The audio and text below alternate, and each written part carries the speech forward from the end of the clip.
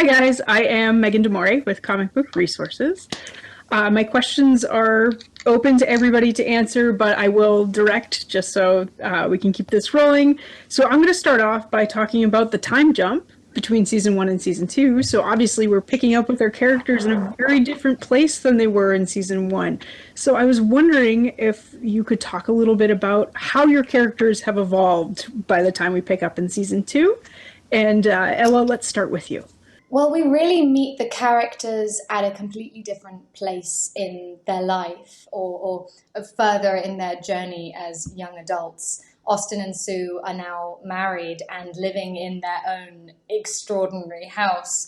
And Sue has decided between season one and season two to completely reinvent herself and become this 19th century equivalent to an influencer almost. And channels all of her energy into throwing these elaborate salons, and is trying to change the dynamic in her relationship with Emily, which is really the most important and closest relationship in her life, into one of an agent and a writer. She wants Emily to get published, but it leaves a lot of room for what is unsaid and complicated in their relationship, and that really is like a festering petri dish of resentment and tension through the season.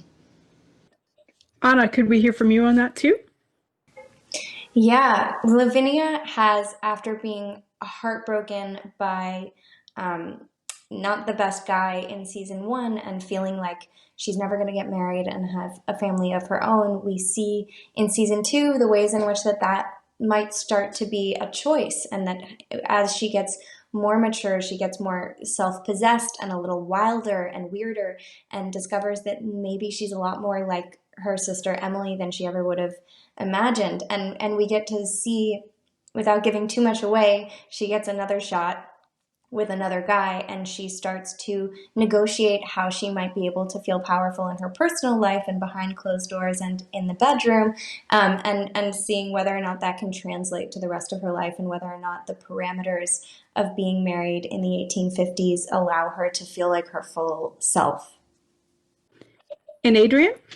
Yeah, in season two, Austin has fully embraced the trappings of adulthood with a capital A. He's like, I am a man now. I'm married. I don't know about what was happening with Sue and Emily in season one. We're just not going to talk about that. He keeps pouring money into his family's money into lavish clothes for Sue and for himself, and this beautiful house, and they're throwing these huge parties. But it turns out that that's not really what adulthood is about. It's and so he keeps trying to find ways to fill the hole in his soul throughout this season. And I'd also like to ask you to tease the one thing that you're just most excited for people to see when they check out season two. Again, starting with Ella, if we could. Oh, it's really difficult to pick one thing. I would say my two episodes that I'm most excited for people to watch is we have this extraordinary opera episode this season, which is episode 6. And I'm also very excited for episode 8, and I can't say why. Anna?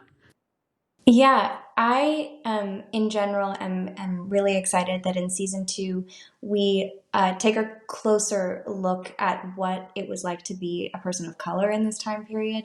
And there's a whole plot line where there's a secret abolitionist newspaper that the Dickinsons get in some way looped into, and seeing Henry, and there's a new character, Hattie, be as modern and have kind of full inner lives was one of the real strengths of season two, and I'm so excited for people to see it.